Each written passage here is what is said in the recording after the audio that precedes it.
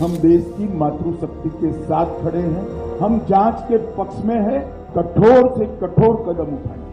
अब ये जो कार्तिक ड्राइवर होता है, इसके पास एक पेन ड्राइव होता है, बहुत सारे वीडियोस हैं, करीबन 2900 समथिंग वीडियोस हैं, जिसमें कि जो प्रज्वल रेवन्ना है उसके वीडियोस हैं और बहुत आपत्तिजनक वीडियोस हैं। अब इन वीडियोस को ये ड्राइवर बीजेपी के एक नेता के पास ले जाता है, जिनका नाम होता है देवराज गौड़ा। सिद्धरमैया जी प्रज्वल रेवन्ना के लिए कैंपेनिंग कर रहे हैं, तो ड्राइवर देवराज गौड़ा को एक कॉपी दे देता है इस पेन ड्राइव की, जिसमें सारे वीडियोज होते हैं। अब देवराज गौड़ा बीजेपी के जो सीनियर लीडर्स होते हैं उनको एक लेटर लिखते हैं, और अगर ये वीडियोज सामने आते हैं तो हमारे पार्टी के लिए और हमारे अलायंस के लिए भी बहुत बुरा हो सकता है। कोई एक्सेप्ट भी करने के लिए रेडी नहीं है कि संदेशखाली में कुछ हुआ भी है, क्योंकि जब ऐसे इंसिडेंट होते हैं तो इसमें कौन सबसे ज्यादा सफर करता है? वो व्यक्ति जिनके साथ ये सब कुछ हुआ, जिनके साथ ये घटनाएं घटी। 1996 के जनरल इलेक्शंस के बाद जो रिजल्ट आए थे उसमें बीजेपी को बहुत ज्यादा सीटें मिली थी, लेकिन उनको इतने सीटें नहीं मिले थे कि वो अपने सरकार को बना सके।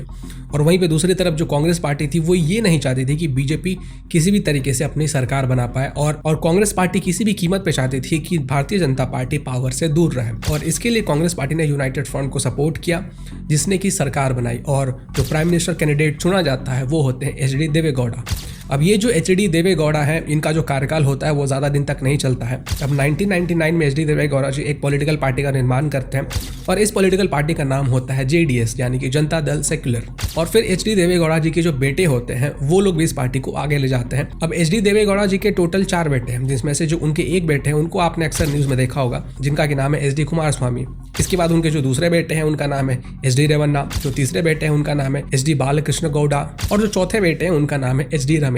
तो एच.डी. देवेगौड़ा जी के जो दूसरे बेटे यानी कि एच.डी. रेवन्ना, इन्हीं का बेटा है प्रज्वल रेवन्ना। और ये जो प्रज्वल रेवन्ना है वो हसन कॉन्स्टिट्यूएंसी से बार बार खड़े होते हैं, और वहाँ पे इनको अच्छे खासे रिजल्ट देखने के लिए मिलते हैं। अब ये जो रेवन्ना फैमिली है, इनके फैमिली में एक ड्राइवर था जो कि 10-12 साल से भी ज़्यादा से उनके अंदर ड्राइविंग का काम कर रहा था, और ये जो ड्राइवर होता है इसका नाम होता है कार्तिक। अब ये जो ड्राइवर होता है वो कुछ सालों पहले ही इनके फैमिली के अंदर ये जो ड्राइविंग का काम कर रहा था उसको छोड़ देता है। उसके पीछे उसका रीज़न ये होता है कि रेवन्ना फैमिली ढंग से उनके साथ पेश नहीं आ रही है, और जो चीज़ें हैं वो ढंग से चल नहीं रही है। अब ये जो कार्तिक ड्राइवर होता है इसके पास एक पेन ड्राइव होता है, और इसका कहना होता है कि इस पेन ड्राइव के अंदर बहुत सारे वीडियोस हैं, करीबन 2900 समथिंग वीडियोस हैं, जिसमें कि जो प्रज्वल रेवन्ना है उसके वीडियोस हैं और बहुत आपत्तिजनक वीडियोस हैं। और ये जो महिलाएं हैं उसमें बहुत सारी ऐसी महिलाएं हैं जो कि पॉलिटिकल बेनिफिट के लिए उनके पास आई थी, और बहुत सारी ऐसे भी महिलाएं हैं जो कि अलग अलग प्रोफेशन से आती हैं। अब इन वीडियोस को ये ड्राइवर बीजेपी के एक नेता के पास ले जाता है, जिनका नाम होता है देवराज गौड़ा। और ये जो देवराज गौड़ा है वो सिर्फ बीजेपी के एक नेता नहीं है, बल्कि वो एक एडवोकेट भी है।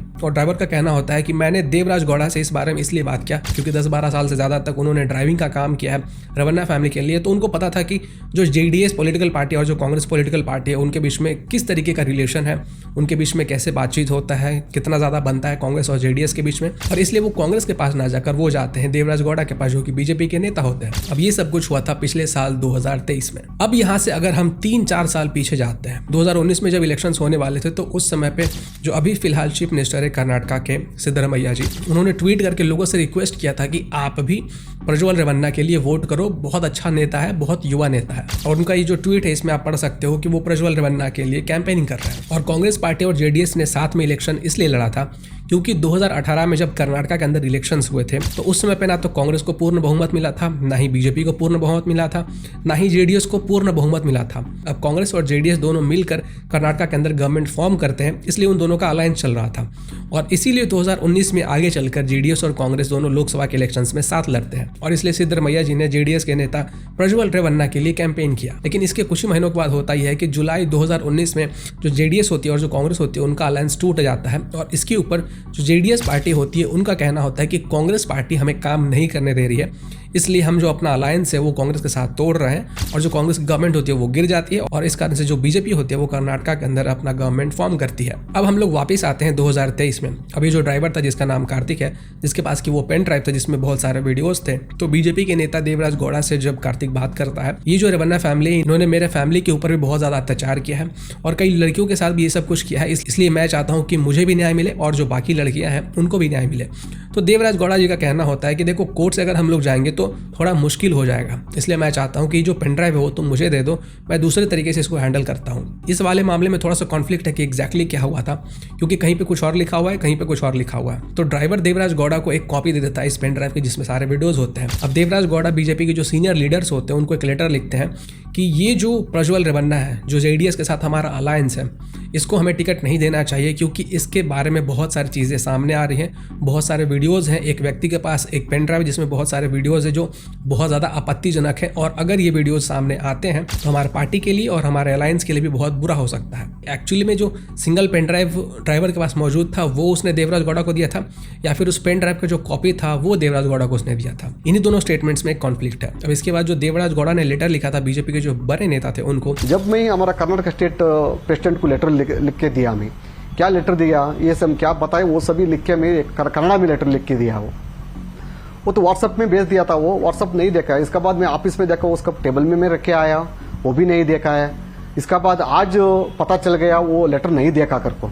अब इस बीच में होता यह है कि प्रज्वल रेवन्ना के जो कुछ वीडियोस होते हैं वो पब्लिक डोमेन में आ जाते हैं, जहां से कि वो वायरल हो जाते हैं। और इन वीडियोस को किसने शेयर किया, किसने पब्लिक डोमेन में डाला, अभी तक इसका कोई भी इन्फॉर्मेशन अवेलेबल नहीं है। इसके ऊपर इन्वेस्टिगेशन जारी है। कुछ लोगों का कहना है कि कांग्रेस पार्टी के पास ये वीडियोस पहले से मौजूद थे, लेकिन उन्होंने जानबूझकर इलेक्शन के समय पे इसको वायरल किया है। अब वीडियोस बहुत ज्यादा तेजी से वायरल होने लगे तो जो प्रज्वल रेवन्ना थे तो वो कोर्ट में जाते हैं और बताते हैं कि मेरी जो छवि है उसको खराब करने की कोशिश की जा रही है। तो जो कोर्ट होता है वो एक स्टे ऑर्डर लगा देता है कि ये जो वीडियो सर्कुलेट किए जा रहे हैं पब्लिक डोमेन में, इसको तुरंत रोका जाए। और ये जो ड्राइवर था कार्तिक, उसको भी बोला जाता है कि तुम जो बाकी के सबूत हैं और जो बाकी की चीजें वो तुम कोर्ट में पेश करो। अब ये ड्राइवर देवराज गौड़ा से वो पेन ड्राइव मांगता है, लेकिन देवराज गौड़ा वो पेन ड्राइव उसको नहीं देते हैं। और साथ में देवराज गौड़ा का कहना होता है कि ड्राइवर ने इसके पास क्योंकि बहुत सारे वीडियोस थे तो इन वीडियोस को इसने कांग्रेस पार्टी के जो लीडर्स थे उनको भी दे दिया है। लेकिन ड्राइवर का कहना था कि मैंने ये वीडियोस किसी को नहीं दिए हैं, कांग्रेस पार्टी को तो बिल्कुल भी नहीं दिए हैं, मैंने ये वीडियोस सिर्फ और सिर्फ देवराज गौड़ा को ही दिए हैं। अब यहाँ पे ट्विस्ट ये है कि इतनी सारी चीजें जब ऑलरेडी चल रही थी 2023 में, तो आपको लगता है कि कर्नाटक के अंदर जो कांग्रेस की गवर्नमेंट थी उनको ये नहीं पता था कि हमारे कर्नाटक के अंदर आखिर चल क्या रहा है। बीजेपी के अलायंस जेडीएस के किसी एक नेता के इतने सारे सेंसिटिव वीडियोस, इतने सारे सेंसिटिव चीजें पब्लिक में आ चुकी हैं, फिर भी कांग्रेस पार्टी को पता नहीं होगा। आप लोगों को क्या लगता है कि कांग्रेस पार्टी को पता होगा या फिर नहीं पता होगा? किसी रूलिंग गवर्नमेंट के अंदर उसके ऑपोजिशन के जो अलायंस है उनके नेताओं की ऐसी चीजें सामने आ रही हैं और उनको पता ना हो, क्या ऐसा हो सकता है? इस न्यूज आर्टिकल को देखिए, ये 25 अप्रैल 2023 की है। सभी को पता चल रहा था कि कर्नाटक के अंदर आखिर चल क्या रहा है, लेकिन कर्नाटक की गवर्नमेंट इसके ऊपर कोई एक्शन नहीं ले रही थी। क्यों? अब क्योंकि जो इलेक्शन था वो हमारे देश में शुरू हो चुका था और कर्नाटक के अंदर इलेक्शन हो रहे थे, तो जो प्रज्वल रेवन्ना है वो अपने पॉलिटिकल पार्टी के लिए कैंपेनिंग भी कर रहे थे, लोगों से वोट भी मांग रहे थे, और साथ में दूसरे साइड पैरेलल में उनके ऊपर ये सब जो इल्जाम लग रहे थे इसको वो खारिज भी कर रहे थे। और गौर करने वाली बात तो ये है कि जो वीडियोस थे वो तो पहले ही सर्कुलेट हो चुके थे। अब 26 अप्रैल 2024 को प्रज्वल रेवन्ना अपना वोट भी कास्ट करते हैं। अब वोट कास्ट करने के बाद 26 अप्रैल 2024 को कर्नाटक की गवर्नमेंट एक SIT का गठन करती है जो कि इस पूरे मामले की छानबीन करेगा। और इसी के कुछ समय के बाद एक और न्यूज आता है कि प्रज्वल रेवन्ना तो जर्मनी जा चुके हैं। अब जब इस इलेक्शन के लिए कैंपेनिंग चल रहा था तो उस समय पे बीजेपी ने भी जेडीएस के इस प्रज्वल रेवन्ना के लिए वोट मांगे हैं। अब जब प्रज्वल रेवन्ना के जर्मनी निकल जाने की खबर आती है तब जो ऑपोजिशन और जो कांग्रेस पार्टी के जो लीडर्स हैं वो कहते हैं कि नरेंद्र मोदी और बीजेपी ने प्रज्वल रेवन्ना को यहाँ से भागने में मदद की। अब मैं आपसे पूछना चाहूंगा कि कर्नाटक के अंदर कांग्रेस की गवर्नमेंट है, एक साल पहले से ये सब कुछ मामला कर्नाटक के अंदर चल रहा है और उस समय पे भी कर्नाटक के अंदर कांग्रेस की गवर्नमेंट थी। अब प्रज्वल रेवन्ना को कर्नाटक से बाहर जाने में, इंडिया से बाहर जाने में किसने मदद की? कर्नाटक के अंदर पुलिस किसकी है? कांग्रेस की। कर्नाटक के अंदर लॉ एंड ऑर्डर को मेंटेन करने का किसका काम है? कांग्रेस का। लेकिन कांग्रेस पार्टी का कहना है कि प्रज्वल रेवन्ना को कर्नाटक से बाहर जाने में मदद करने वाला है बीजेपी। प्रज्वल रेवन्ना के खिलाफ जो भी चीजें सामने आई है इसके लिए उनके ऊपर कार्रवाई होनी चाहिए और लॉ एंड ऑर्डर के हिसाब से जो कुछ भी बन पाए वो करना चाहिए ताकि जिन लोगों के साथ भी गलत हुआ उनको न्याय मिल सके, फिर वो चाहे हजारों महिलाएं हो या फिर वो ड्राइवर हो। अब इसके ऊपर बीजेपी के अमित शाह का कहना था कि हम तो कह रहे हैं कि तुम प्रज्वल रेवन्ना के खिलाफ जो भी चीजें कर सकते हो करो, जो भी तुम इन्वेस्टिगेशन करवा सकते हो करो, जो भी तुम्हें स्टेप लेने वो लो, हम तुम्हारा समर्थन करेंगे। उनका बचाता है। देखिए, श्री रेवन्ना का जो समाचार पत्रों में और चैनलों में चल रहा है वो बिल्कुल आघातजनक है। ऐसा सहन किया ही नहीं जा सकता और भारतीय जनता पार्टी का स्टैंड बहुत स्पष्ट है। हम देश की मातृशक्ति के साथ खड़े हैं, देश की नारी शक्ति के साथ खड़े हैं। नरेंद्र मोदी जी का पूरे देश को एक कमिटमेंट है कि कहीं पर भी मातृशक्ति के अपमान को सहन नहीं किया जाए। और अब तक कार्यवाही कांग्रेस पार्टी ने क्यों नहीं की? कार्यवाही हमने नहीं करनी है। ये लॉ एंड ऑर्डर का इश्यू स्टेट का इश्यू है, और हमारे साथी दल जेडीएस ने भी उन पर कदम उठाने की घोषणा की है। आज शायद उनकी कोर कमेटी की मीटिंग है और कदम उठाए भी जाएंगे। कहीं पर कोई स्थान नहीं होना चाहिए, कठोर से कठोर कदम उठाने चाहिए। ये भारतीय जनता पार्टी का स्टैंड अपर है और उसमें कोई कंफ्यूजन भारतीय जनता पार्टी में किसी स्तर पर नहीं है।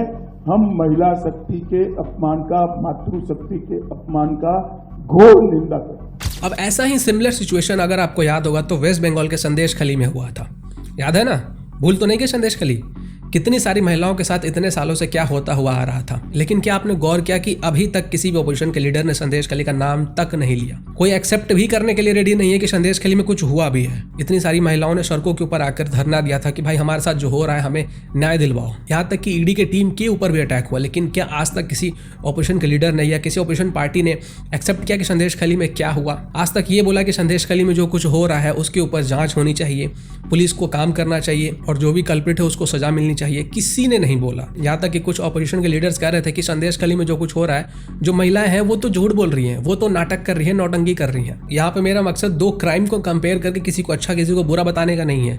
यहाँ पे मेरा मकसद ये आपको बताना है कि अगर कहीं पे कोई क्राइम होता है तो उसे एडमिट करना चाहिए कि क्राइम हुआ है और उसके लिए जो नेसेसरी स्टेप्स हैं उसको उठाने चाहिए और गवर्नमेंट की हेल्प करनी चाहिए, फिर वो चाहे ऑपोजिशन की हो, फिर वो चाहे रूलिंग गवर्नमेंट की हो। क्योंकि जब ऐसे इंसिडेंट होते हैं तो इसमें कौन सबसे ज़्यादा सफ़र करता है? वो व्यक्ति जिनके साथ ये सब कुछ हुआ, जिनके साथ ये घटनाएं घटी है। मेरे जैसे, आपके जैसे कॉमन मैन जिनके पास की कोई पावर नहीं, जिनके पास की पैसा नहीं है। लेकिन पॉलिटिकल पार्टीज अपने हिसाब से इंसिडेंट को तूल देते हैं। उसके बारे में मीडिया में कितना बात होगा, कितना बात नहीं होगा, कौन लीडर किसके बारे में क्या बात करेगा, किस इंसिडेंट को वो इग्नोर करेगा, किस इंसिडेंट के ऊपर वो चुप्पी बांध कर रखेगा। बहुत सारे इन्फ्लुएंसर्स ने मणिपुर के ऊपर वीडियो बनाया, ये जो प्रज्वल रेवन्ना है इसके ऊपर भी वो वीडियो बनाएंगे और भी बहुत सारे इंसिडेंट्स के ऊपर उन्होंने वीडियो बनाया। लेकिन आज तक उन्होंने ये वीडियो नहीं बनाया कि संदेश खली में क्या हुआ। आज तक उन्होंने ये वीडियो नहीं बनाया कि आखिर केरला के अंदर क्या होता है। मणिपुर के ऊपर वीडियो बिल्कुल बनना चाहिए, प्रज्वल रेवन्ना के ऊपर बिल्कुल वीडियो बनना चाहिए, लद्दाख के ऊपर बिल्कुल वीडियो बनना चाहिए और भी चीज़ों के ऊपर वीडियो बनना चाहिए, लेकिन संदेश खली के ऊपर भी वीडियो बनना चाहिए। और यहीं पे डिफरेंस आ जाता है अलग अलग पॉलिटिकल पार्टीज में कि कोई जब हमारे देश के अंदर कुछ गलत होता है तो उसको एक्सेप्ट करता है, कोई उसको एक्सेप्ट नहीं करता है। भले ही वो उनके गवर्नर स्टेट में हो, भले ही उनके किसी नेता ने किया हो, कोई पॉलिटिकल पार्टी उस चीज़ को एक्सेप्ट करता है, कोई पॉलिटिकल पार्टी बड़े मास लेवल पे ये सब चीज़ें जब होती है तो भी उसको एक्सेप्ट नहीं करता है, उसको आखिरी समय तक इग्नोर करता रहता है, उसको झूठा बताता रहता है। बाकी इलेक्शन का टाइम है, आप लोग समझदार हो कि किसको वोट देना है, किसको वोट नहीं देना है। जो फैक्ट्स थे वो मैंने आपके सामने रख दिए हैं और पूरे फैक्ट्स रखे हैं, आधा अधूरा नहीं किसी और की तरह।